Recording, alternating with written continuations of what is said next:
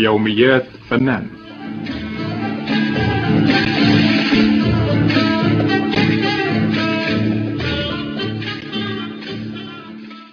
يوميات فنان، برنامج يعده ويخرجه فؤاد شفعي.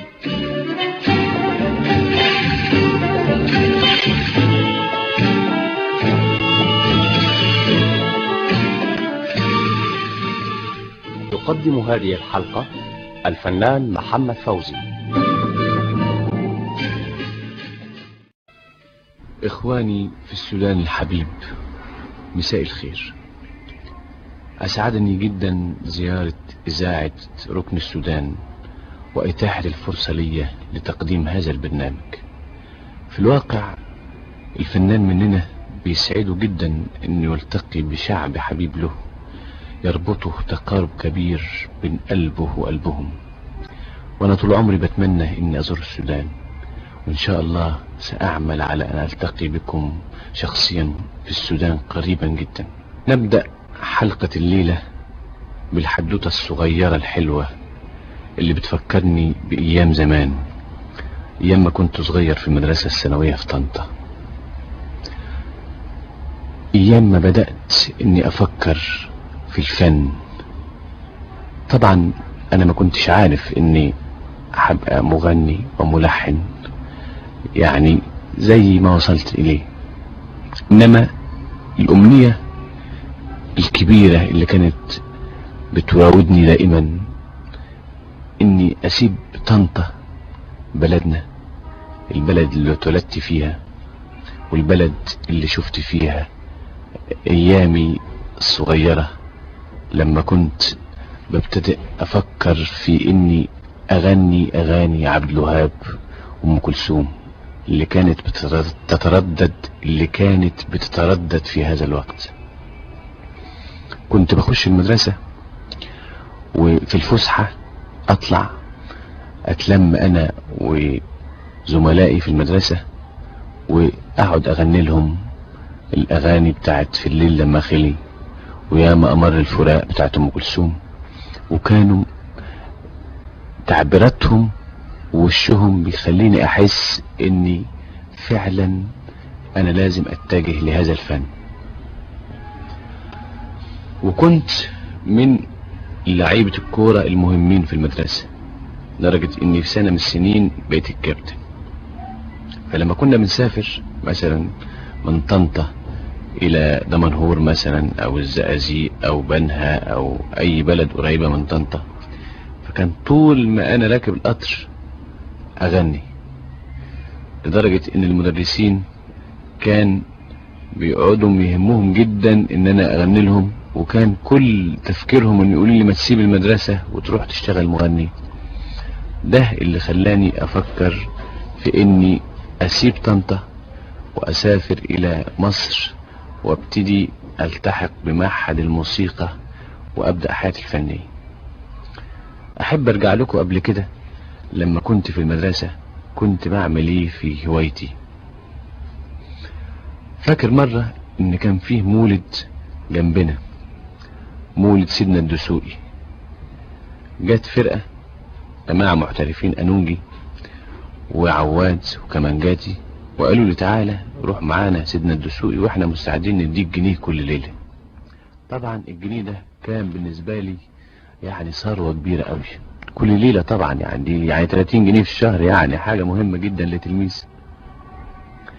رحت معاهم في ايام كده كانت اجازة وسافرت وقعدت الفرقة الصغيرة وقالوا فوزي الصغير، كان اسمي فوزي الصغير زمان، وغنى يلا هي وحاجة يعني اقبال شديد جدا. وبعدين بعد الحفلة واذا بواحد عسكري يقول لي تعالى كلم حضرة الضابط. انا كنت بقى مرهق جدا، قلت له والله الصبح انا اجيله. قال لا ده عاوزك حالا.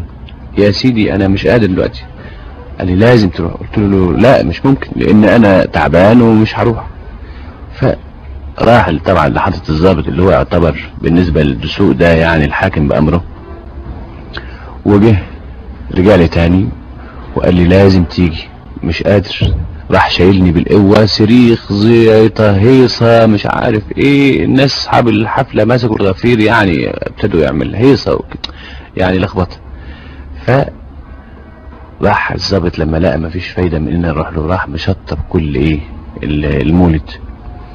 فابتدت الهيصة بتاعت الجماعة الغوازي اللي جنبنا والقرداتية والبتوع الحمص والجماعة دول دوشة. مين اللي عمل كده؟ محمد فوزي الصغير. طيب مسكوا، يا ابني ما لازم تروح للظابط. مش هروح. مسكوني ادوني حتة علقة حلوة قوي قوي. طبعا اتعورت. اعمل ايه؟ اروح لمين؟ اروح للظابط اشتكي. فرحت للظابط، يا حضرة الظابط حصل كذا. طيب انت ما جيتش ليه يا ابني؟ انا ناديت لك ما جيتش ليه؟ انا ما كنتش عاوز اجي، تعبان. طيب ايه اللي انت عاوزه دلوقتي؟ الجماعه دول ضربوني. فراح ماسكهم طبعا وحبسهم وهزقهم مش عارف. قلت له طب انت كنت عاوزني ليه؟ قال لي انا عارف ان انت من عائله كذا في طنطا، وانا اقرب لكم من ناحيه يعني اداني امارات انه يقرب لنا، وانا لقيتك بتغني في المولد وده ما يصحش وده عيب وانت تلبيس ومش عارف ايه، فقلت اجي عشان انصحك. وبعدين لما ما سالتش عنه وما جيتش رحت مشطب المولد. وقال لي حالا دلوقتي لازم تسافر طنطا وعيب تعمل حاجات زي كده. طبعا رحت مسافر طنطا، ويعني خلاص ما غنيتش في المولد. وبالمناسبه دي هقول لكم ايه الغنوه اللي كنت بحبها قوي قوي ايام ما كنت تلميذ في المدرسه. خايف اقول اللي في قلبي تتقل وتعند ويايا، خايف اقول اللي في قلبي تتقل وتعند ويايا، ولو دريت عنك حبي تجرحني عيني في هوايا. انا ظني طيفك في منامي قبل ما احبك، طمعني بالوصل وسابني وانا مشغول بك. انا ظني طيفك في منامي قبل ما احبك، طمعني بالوصل وسابني وانا مشغول بك. خايف عنه لكن خايف يروح يقول اني بحبك، ولو دريت عنك حبي تفضحني عيني في هوايا. وبعدها ما طقتش طبعا، لاني دقت ان الحلاوه بتاعت الاقبال والتشجيع ومش عارف ايه. فرحت زايغ من طنطا وهربان ورايح لمعهد الموسيقى في مصر، وقدمت راحوا قابلني ويعني على طول. فبعت الاغراف لوالدي ان انا يعني لازم اقعد في مصر. طبعا ما سألش عني، انما يعني اهو ابتديت ادبر اموري لغاية ما وصلت الى اللي وصلت اليه دلوقتي. وبالمناسبة دي احب يعني ان اقول لكم ان الانسان الفنان لازم يبتدي صغير، يبتدي وهو من السلم، يعني يشوف ويكافح علشان يحس بالحلاوة بتاعة النجاح. نرجع بقى ونقول لما رحت معهد الموسيقى وقابلوني هناك وابتديت الدراسة. المهم هناك ان كان فيه الله يرحمه بقى واحد اسمه مصطفى العقاد. مصطفى العقاد ده كان الضابط بتاع المعهد الموسيقى. اول ما شافني وسمع صوتي قال انا يا ابني بقى هستلمك وانت اعتبرني والدك. قلت له اهلا وسهلا. قال لي انا بتجيني حفلات وهاخدك معايا عشان تتمرن، انما برضه يعني مش هسيبك يعني كده، وهديك برضه مصاريف التاكسي ومش عارف ايه. قلت اهو برضه مش بطل. ابتدى بقى طبعا حد يجي يعوز، مثلا كان يوميها بقى عبد الغني السيد المغني المهم هناك يعني يوميها، او اي حد من المغنيين الكبار لهم مغني ده فيه انا عندي ولد حاجه تجنن اسمه فوزي، ده حاجه مش عارف ايه. وبعدين اروح الحفلات وطبعا في الاخر يديني جنيه واكون مبسوط قوي. حصل من ضمن الحفلات دي ان كان فيه غنوة جديدة كان اسمها يا مصر أنسك زاد لما زمانك صفالك الفرح جاله ميعاد ومش عارف ايه. والمهم ان وصف في مصر والنيل بيجري فيها والانهار والشجر والمية، يعني وصف في مصر وجمالها والحاجات الحلوة اللي فيها. فقال لي النهاردة بقى العريس اسمه حنة، فايه رأيك بدل ما تقول يا مصر انسك زاد قول يا حنة انسك زاد وليك جنيه زيادة. انا اتبسطت قوي طبعا لاول وهلة ومفيش تفكير، فقلنا يلا يا حنة انسك زاد. وهو قال فوزي عمل غنوة جديدة لحنة بيه العريس ومش عارف ايه، وطلعنا ابتديت اغني بقى اقول ايه يا حنة أنسك زاد لما زمانك صفالك الفرح كان له معاد، يعني وفى بوعده وجالك. وبعدين بقية الغنوة بقى فيها والمية تجري فيك والنيل من تحتيك وفيك الشجر والمية وفيك النيل وحاجة بقى نيلة ومصيبة سود. طبعا لازم استمر، والناس افتكرت ان انا يعني بهجس وضحك، قعدوا يضحكوا على العريس والليلة باظت وبقت حاجة خيبة قوي. فادي ذكرى من الذكريات اللي انا لسه فاكرها لغايه دلوقتي. انما في المدة بقى اللي كنت فيها في المعهد ابتدت يعني الحفلات دي، وطبعا الوسط يعني ابتديت اقعد في القهاوي اللي فيها الناس الفنانين ومش عارف ايه، لغايه ما اشتغلت وابتدت افلام السينمائيه الناس يعني المخرجين بقى اتفقوا معايا. فابتديت اول غنوه انا فاكرها انها من الاغاني الكويسه ادي الميعاد قرب ولا جاتش. ودي كانت فكرة جديدة في الغنى، انها يعني الغنى ما يبقاش يعني نص ساعة والحاجات دي، غنوة بتاعت 4 دقايق انما فيها التعبير اكثر من الطريقة بتاعت البراعة الصوتية الحلزونية، يعني التعبير بالاحساس. وبعدين اتجه فكري ان لازم اعمل انتاج في الاذاعة طبعا، وده كان يعني من اهم حاجة عندي، وصادف هوا عندي يعني المسؤولين، ففعلا اتفقنا على ان اقدم لهم حاجات في الاذاعة. وبالمناسبة دي عاوز اقول لكم قبلها بحوالي 5-6 سنين اني كنت برضو قدمت في الاذاعة، وكان فيه الله يرحمه بقى مصطفى رضا هو اللي مهيمن على هذه يعني شؤون الفن في الاذاعة. كان راجل يعني يهمه الحاجات القديمة قوي، وانا طبعا ما يعني ولو اني كنت بتعلم الحاجات القديمة دي في المعهد لاني عاوز اتجه بتجديد يعني. فخطر لي خاطر ان انا اعمل حاجة فيها كورال، يعني مجموعة اصوات كل صوت يقول شكل كده وحاجات يعني من الحاجات الحلوة. غنوة كان اسمها يا عيد يا نور جديد في يوم سعيد. اما سمع بقى في الاذاعة الكورال وبتاع ده فجالي مسكني وقال لي ايه ده يا اخوان، لا لا لا لا ده حاجة كلام فارغ ده اللي اتعلمته مش عارف ايه. ومن يوميها ما دخلتش ايه الاذاعة. وانما خطر لي خاطر في المدة الجديدة دي ان انا اعيد هذه الاغنية وطبعا ازحها تاني، ويظهر ان الحاجة اللي متعجبش في مثلا من مدة 5-6 سنين يمكن تعجب دلوقتي. من انتاج الاذاعة برضو اللي قدمته للاذاعة إلهنا ما أعدلك، دي قصيدة من تأليف أبو النواس، ودي كان عملها أبو النواس في طوافه للكعبة الشريفة. ودي من أحلى الحاجات اللي أنا لما بسمعها الحقيقة يعني بحس إن أنا عملت حاجة أنا راضي عنها. أنا أعتقد إن من أعظم الأعمال هي اعمال الاوبريتات والاوبرا والعمل المسرحي. ومن زمان وانا يراودني فكرة عمل اوبريتات للمسرح، وللأسف الشديد لغاية النهاردة هذا الحلم لم يتحقق بالنسبة لي. انما انا فتحت المسؤولين في الاذاعة بهذه الرغبة ويحققوها لي في الاذاعة. ومن اهم الاعمال اللي انا احس انها محاولة ناجحة هي الاوبريت بتاعة نور الصباح اللي انا عملتها في الاذاعة، اللي هي مأخوذة من فكرة سندريلا.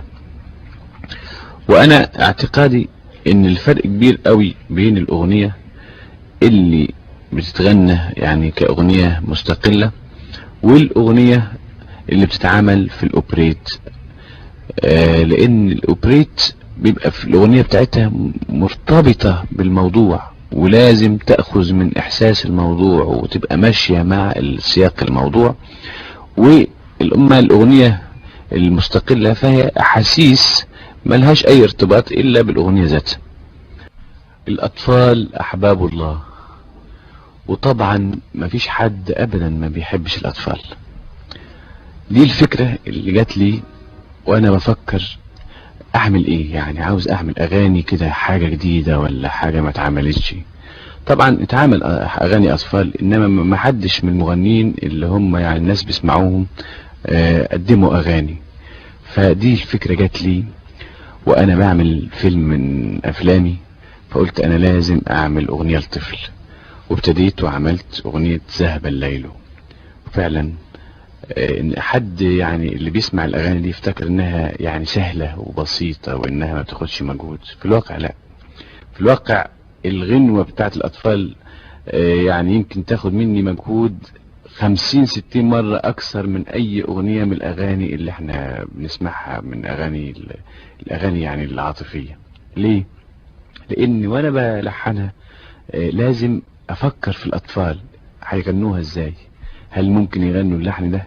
طيب يعني ممكن يقولوا الجملة دي، ممكن يقولوا الكلام ده. فعشان كده دي بتاخد وقت طويل جدا. وآخر حاجة عملتها هي ماما زمانها جاي. دي حاجة أعتقد إنها هتعجبكم زي ما عجبتني أنا وزي ما عجبت الناس عندنا في الجمهورية العربية. وأحكي لكم القصة بتاعت تلحين ماما زمانها جاي. أنا لما كنت مسافر في ألمانيا سمعت اسطوانة فيها ضحك طفل وعياط طفل، فجات لي فكرة إن ليه أنا ما أعملش غنوة وأدخل فيها الضحك والعياط بتاع الطفل ده. وفعلا قعدت جبت يجي 100 عيل علشان أسجل لهم ضحك وعياط، وطبعا ألحن الغنوة وبعدين أعمل مونتاج، يعني أركب دي على دي وحاجة كده. مفيش فايدة، ما لقيتش الضحك والعياط اللي ممكن ألاقيه في الاسطوانة دي. فخدت الاسطوانة وخدت منها الضحك والعياط وحطيتهم على جنب كده، وابتديت ألحن أغنية تتمشى مع العياط والضحك بتاع الطفل، وكانت نتيجتها الغنوة اللي انتوا سمعتوها اللي هي ماما زمانها جاية.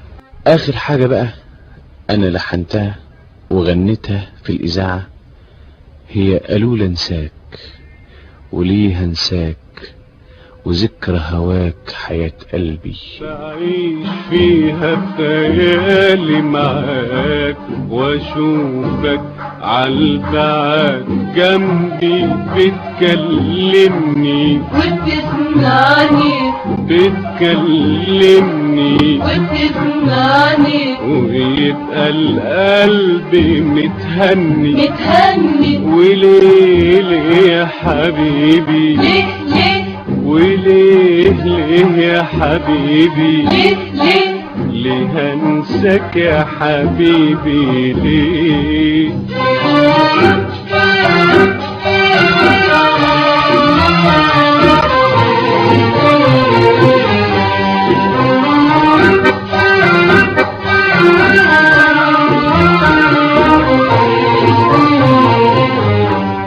يا ريتني في يوم ما حبيتك لقيتك قاسي في غرامك، ما كنتش يومها خليتك تنور للقلب بكلامك. يا ريت يا ريت يا ريت يا ريت لكن بنلي ومقسوم لي اشوف لي يوم هنا وياك يفكرني ويشغلني وعيش وياه على ذكراك.